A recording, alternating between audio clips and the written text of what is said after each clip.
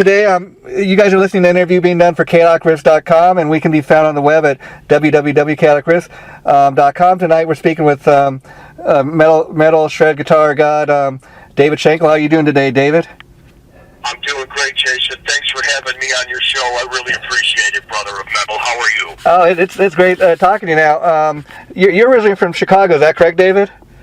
Yes, it is. And so I know Chicago is known for having a big blues scene. So I was curious, when you were coming up, what was the music scene like there? And being that you were kind of well, you want to see anything blues, you guys, anybody, you go to Kingston Mine, man. That is the place to go to. There's tons of great blues bands, musicians, guitar players. Everybody that plays there in the blues world are just fantastic musicians. And some good friends of mine like Dave Carlson, John Sanders, Eric Lauren, we all go there and hang out together and just watch a bunch of great blues bands play. It's a good time. And so, being that that's the case, and that blues is a big thing in Chicago, where you're from, when you're coming up, being a rock guy, what was it like trying to get gigs? And was that a difficult thing back in the day?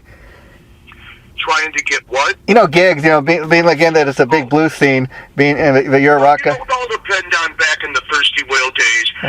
Who was running the clubs, what were the clubs to be in, and back then in the '80s, the Thirsty Whale was a popular club. Melos. A handful of other clubs, and all the bands, and at that time, in the 80s and the hair band days, everybody hung out at all the good clubs, and everybody was able to just find their ways to get into those clubs. I was happy and glad to be a part of, the bar star scene back when I was in Vengeance and Paradox, before I moved my way into Manowar back in '88.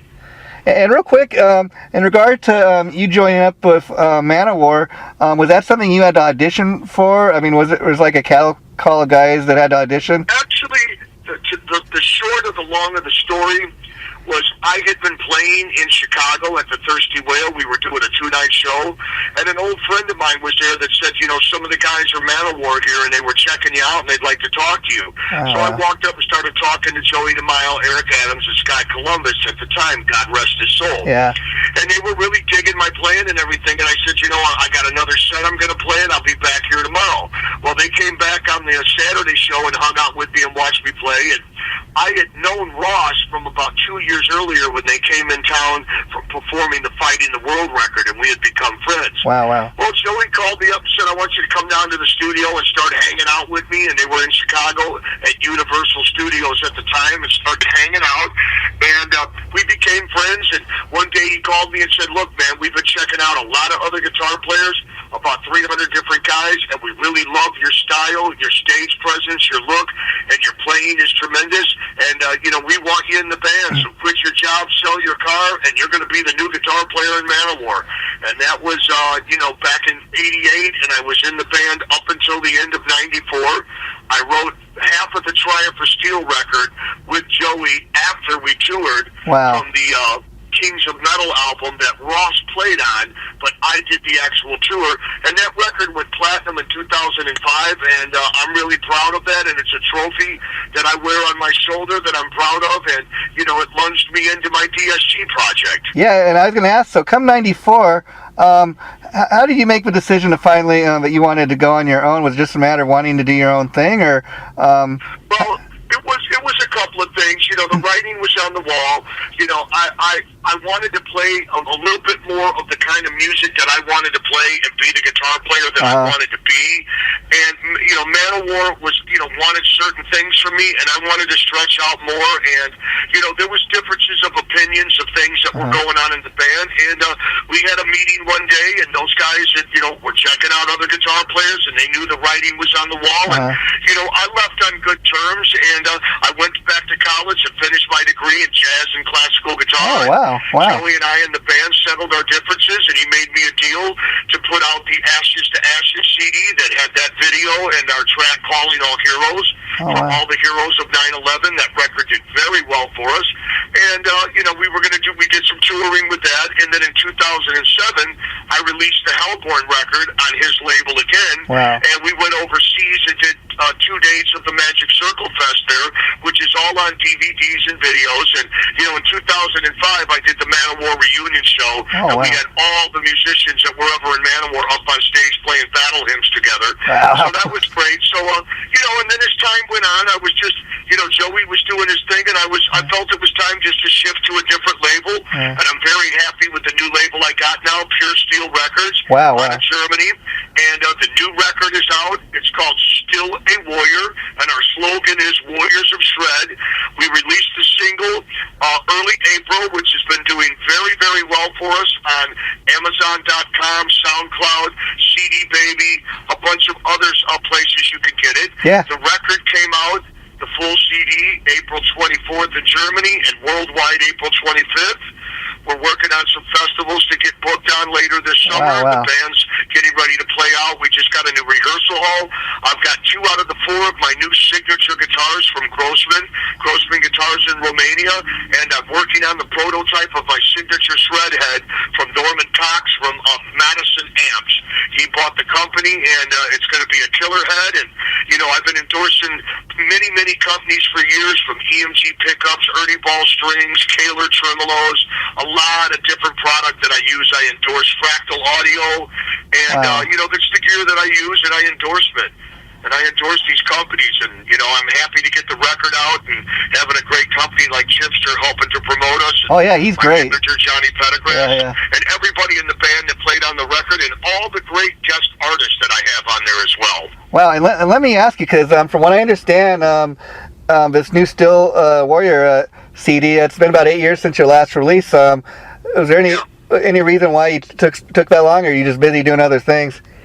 Yeah, well, I was doing a lot of things. I was doing a lot of teaching at music schools. Oh, okay, wow. And my time was spread out. And I went through a lot of band member changes. I went through like 4 or 5 different singers, 3 different drummers, 2 different keyboard players, 4 different bass players.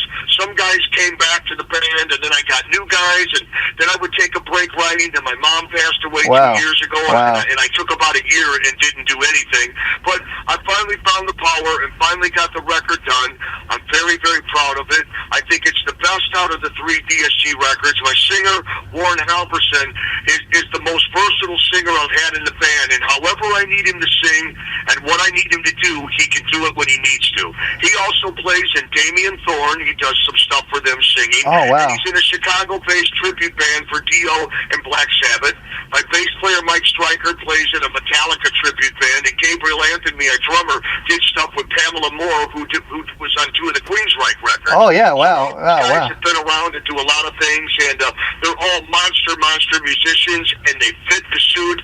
They're great guys to hang out with. We get along great. They all bring something to the band, and this is my favorite DSG band to date right now. Wow. Mike Stryker on bass, Gabriel Anthony on drums, and Warren Halverson on vocals. And let me ask you, Dave, how great of a feeling is it that, you know, the album's only been out a couple of weeks, and, you know, according from everything you're telling me, it seems like it's doing really good, and, you know, especially, you know, when you take 8 years. You know, so far, you know, all the reviews we've been getting and interviews that I've done in my singer, we've gotten really, really good positive attitude. You know, you can't make everybody happy. No.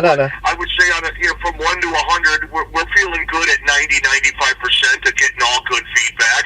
And, you know, the record label likes to hear that. We like to hear it as a band. And we thank the journalists and the radio stations like you guys for being out there and supporting metal and music and help getting it out there, because without you guys, you know, nobody would really hear it that much. So you guys are a strong part of this as well. Well, you know, we're part of one big community, because, you know, what I like to tell people is, you know, I'd rather, you know, rather than, you know, trash some band or some musician, because, first of all, I'm not a musician myself, so I'm a fan of music, and so I'd rather spread the word about, you know, like, you know, something like the latest David Shankle CD or that I'm a fan of. That way people can go, you know, check it out, and I get turned on to stuff that way too, you know. So I'm all about, you know, spreading the word, and, you know, and wonderful, man. It's guys like you that really help out and mean a lot to so many bands and musicians. But I'd like to mention a few things about the record that people have been asking about. I'm very happy that the journalists that have been reviewing the record, and do you have a copy of it from Chipster? He sent me one, and I really dug everything I heard. And, you know, one thing I was going to save it, that I think you're really smart in doing is, being that it's a David Shankle group, you could make it all about yourself. But just talking to you, I could see too, like you're telling me about, how talented your other band members are. I mean, you could put out... Brother, my name on the record is my name for a couple of reasons. One, Manowar put me on the map, and I give him credit for that. Yeah. But my guitar playing speaks for itself, and I don't fear anybody out there. And I've been hailed as one of the best neoclassical shredders out there. Now, whether somebody believes that or not really makes no difference, but I could stand on my own 2 feet, and I fear nobody, and I play my music my way and do my thing, and I think I'm a hot enough player to have the name after my own band, and I've proven it time and time again with my music, my records, my live playing, and my records and my lead playing. Right now, finally, the journalists are hailing the demonic solo that's on the record, track 4, that's in the movie Jezebel, produced by Damien Dante, Jeff Swanee from Dark Star Records, and Lloyd Freeze, is not let me use the correct word, not but one of the fastest guitar solos out there ever in neoclassical shred. And I hope that someday Guitar World magazine will finally recognize that and put me in there as their top 50 fast guitar players, because it's been clocked flying at 60% in the upper 18s. Wow, and there's only 2 other people that's really done that. That's Sean Lane and my good friend Michelangelo Badio. Wow. Yeah, and my point is, definitely you deserve to have, the band, your own band and stuff, because you definitely got the talent. But, the point I'm trying to make is there are guys that got talent like you, David, but they make it all about themselves, or I appreciate you saying that. That's very nice of you. I mean, what would I be if I did not have my band? In fact, you'd just be another guy out there with instrumental music, always playing with backing tracks, which is fine if you want to be a solo artist, and I do stuff like that too. I'm working on the next DSG record now and a full instrumental record, I do a lot of classical guitar playing, and that's going to be on the next record as well. And, and a spread around what I can do. I mean, on the record, I have a track called The Hitman, and I've got guest artists on there from Roger Stauffenbach from Our Tension, Tommy Biddley, T.D. Clark that's played on this record. I played on 2 of his. Michelangelo Badio's playing on there. Joe Stubb plays on it. Lundgren from Queensryche does a solo on there with me. And, a lot of guest other drummers. Mike McCarran plays drums on 2 of the tracks on there. Brett Sullivan from Slaughter Explorer plays on there. I've got a lot of great guest artists that's on the record that I'm proud of. So as far as the recording for this latest CD, was it all recorded over a couple of years, or how long did it was? It was recorded with 3 different guitar preamps, mostly the same bass stuff, and and every time I'd get a different singer, we'd rewrite the lyrics, slightly change the melodies, and blow him in on the track. So this record is not one amp for the entire record. It was a lot of different preamps that I was using and or endorsing at the time as I was recording the record. And then my engineer, who's fantastic, Jay Walsh, who used to run Farview Recording, he actually mixed the last record, Hellborn, and John Scripes, who owns Massive Mastering for mastering the CD, he did this last record for me, Hellborn, and he mastered this one. So I'm glad I was able to get those guys to jump in at the last minute and get the results like I did for it. Now I've updated my studio, and everything I'm working with now is in Logic X Pro and Easy Drummer 2. So I made some changes since I've done this last record. Oh, cool. So you got your own studio. So I was curious, do you ever produce other acts as well? Personally, no, but I do give them advice when people come to me. I do a lot of guest solo work. I get paid to play on a lot of other people's CDs, and I have people play on my CDs as well. Yeah. But I'm not really producing anybody else right now. I hear you. And now you mentioned that you teach. Do you like? Yes. I've been a professional teacher for over 20 years. I've taught at several different music schools over the years, and right now I have people that come to my home studio, and I do online guitar lessons through Skype, which is live. Okay. You can set up, get 2 lessons a month. My ebooks are included, and if you got high-speed internet connection, I have it. You got a camera. We see each other sitting in the privacy of your own room. So if there's any of you guys out there want to learn to reach your goals, I can help you. Come to me on my Facebook, David Shankle, or David Shankle 2.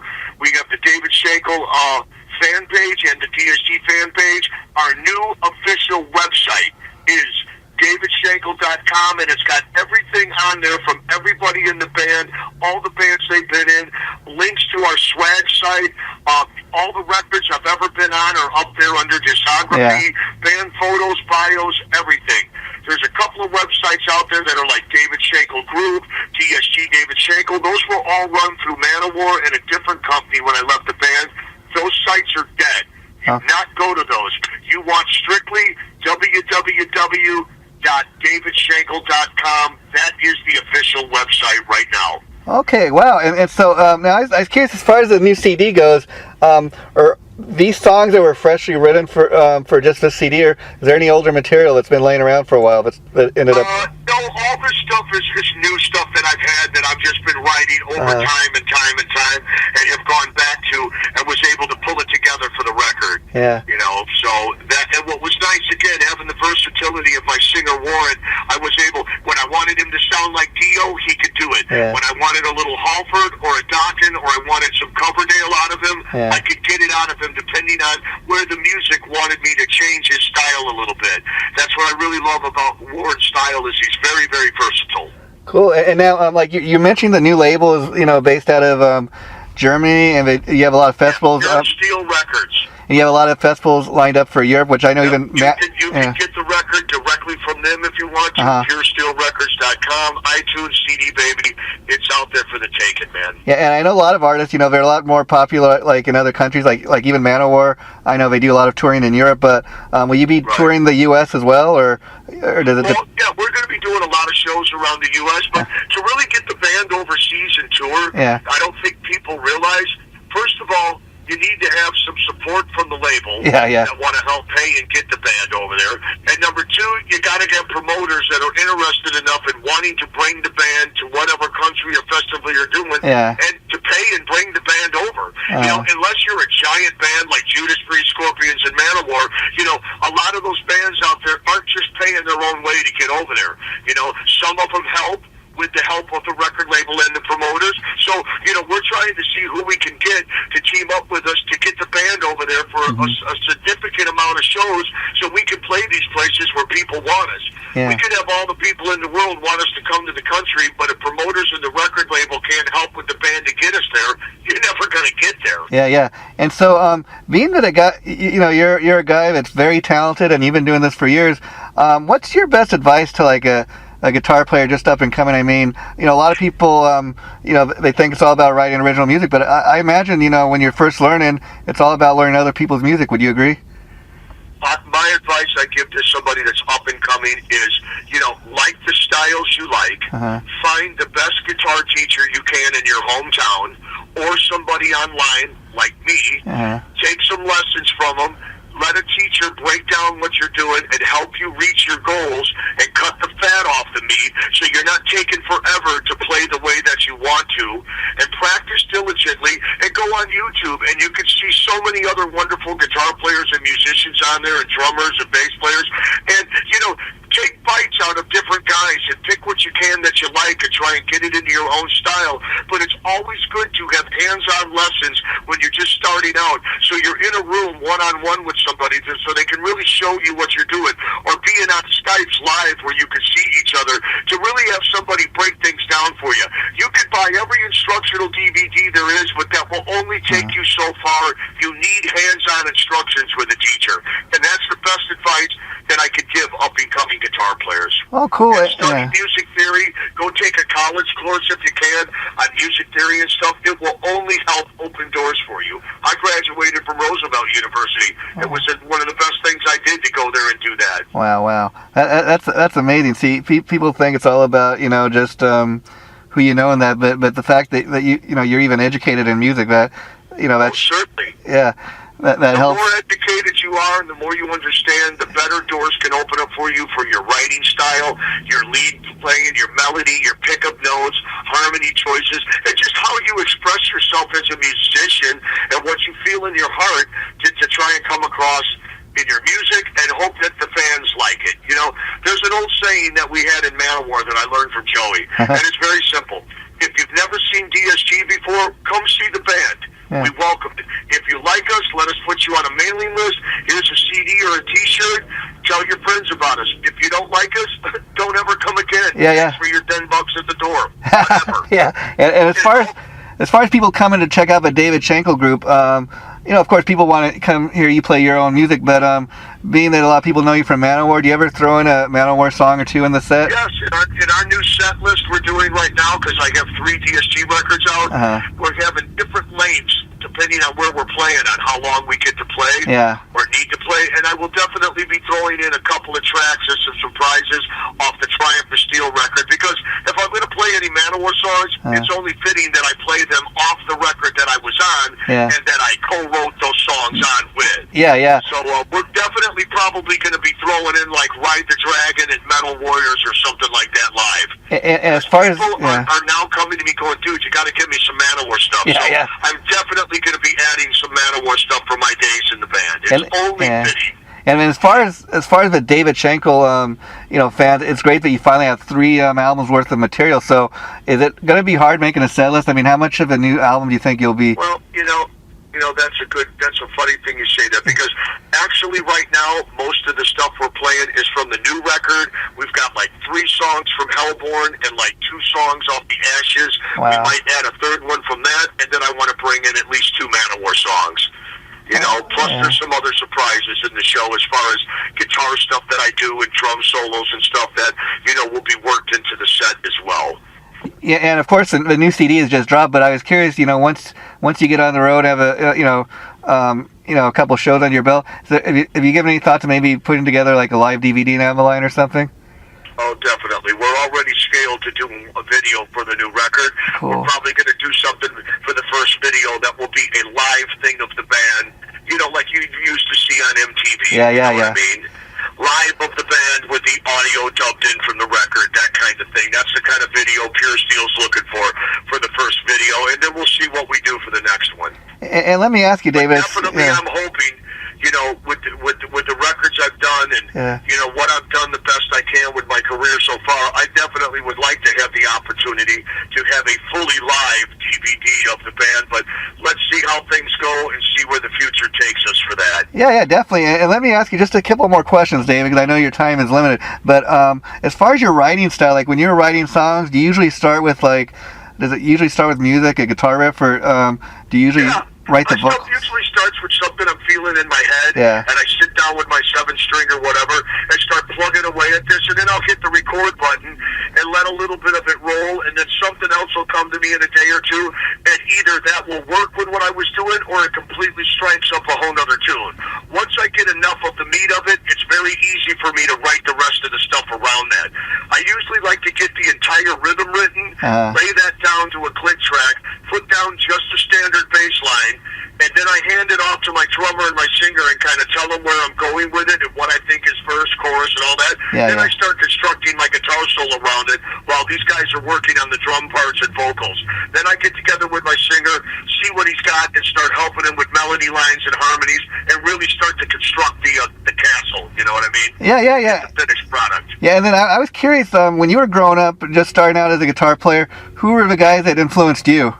Some of your real big heroes. Well, that's from all different eras, but some of my favorite guitar players were guys like Al Di Meola, Alan Holdsworth, Frank Cambaldi. Wow. I like Andre Segovia, Uli John Roth. I like, and then as I was growing through the years, I was already becoming an accomplished player, but I definitely liked guys that I was into, like Jason Becker, Paul Gilbert. I like those kinds of guys. Michelangelo Badio, he's a friend of mine. We're kind of cut from the same clay, but we have our different styles.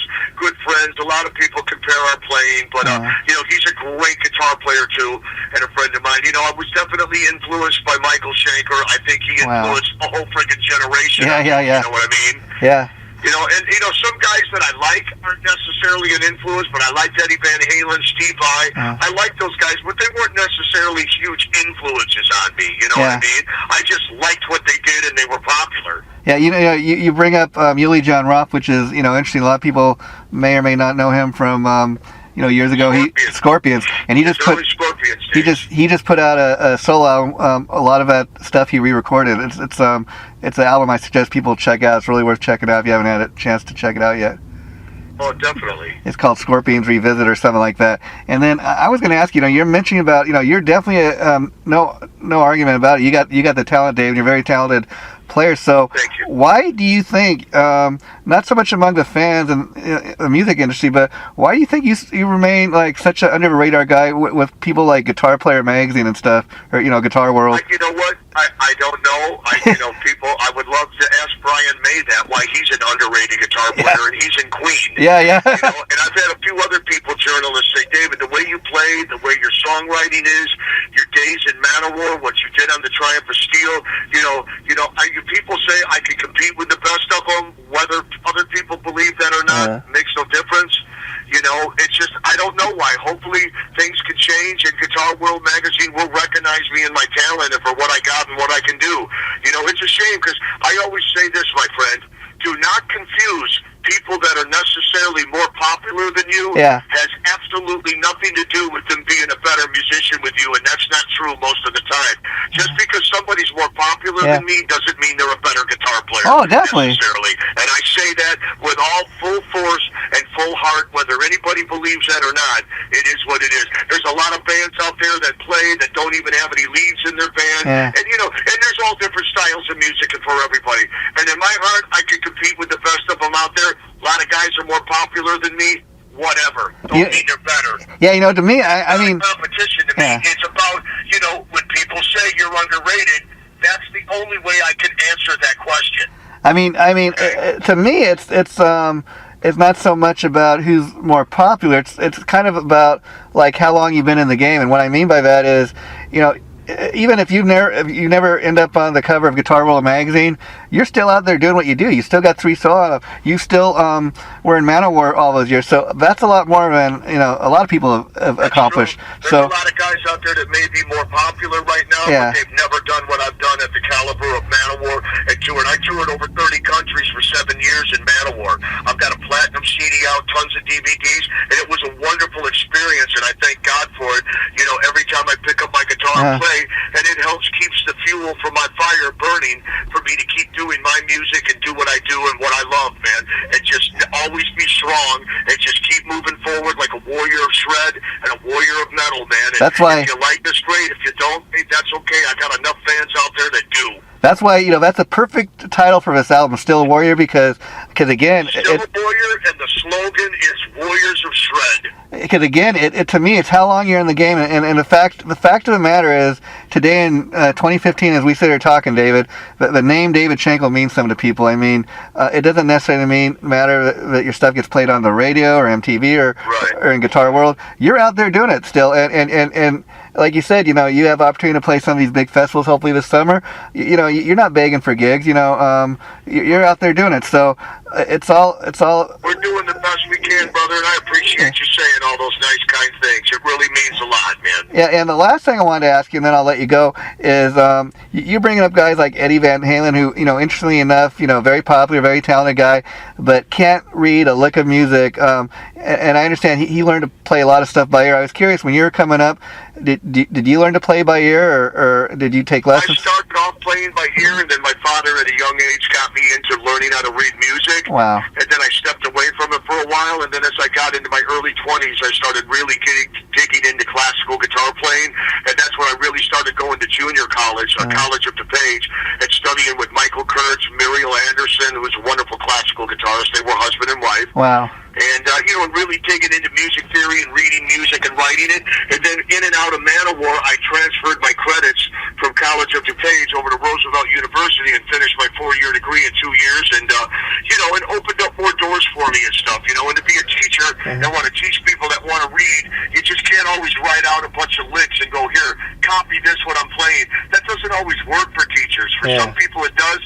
For me, I approach things differently. I want to see what a kid has, what his goals are, what music he's into, and try and help him reach those goals the best way I can.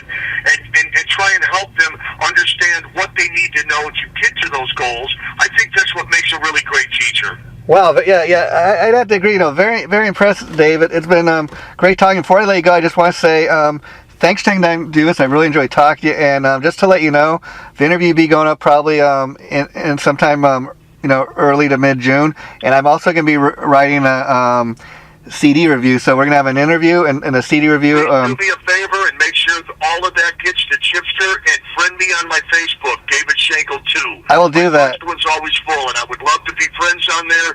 Send me whatever you got so I can have it and share it with all my friends if you don't mind. I will do that. I will even send Chip an MP3 file interview we just did. Tell Chip, hey, send this review and the audio link wherever it is to David so he can check it out and I can have those links to share. I would really appreciate that. Yeah, You've done a great job, and I really, really have enjoyed talking to you, and I hope whatever fans I got out there that I got some new ones, and check out the new record.